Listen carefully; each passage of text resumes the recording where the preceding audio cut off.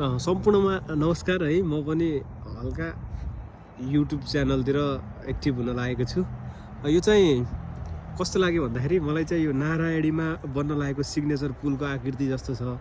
त्यस्तै लाग्यो मलाई, यो सेम जस्तो लाग्यो। यस्तै आकृतिमा बन्दै रहेछ। म्याप पनि हेरेँ है मैले, त्यसको त्यो के भन्छ 3D म्याप भन्छ कि है, 3D म्याप पनि हेरेँ। यस्तै लाग्यो है। यो पनि सेम त्यस्तै के त्यस्तै लाग्यो। यस्तै त होला नि बन्ने है।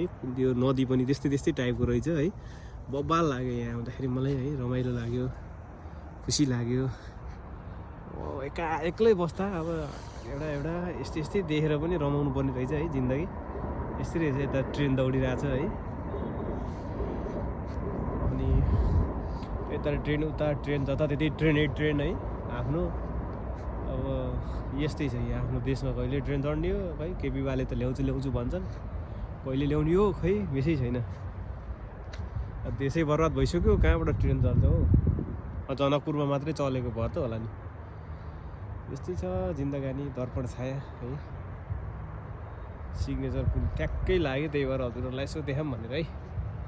तपाईँहरूलाई कस्तो लाग्यो यसो प्रतिक्रिया दिनु होला है।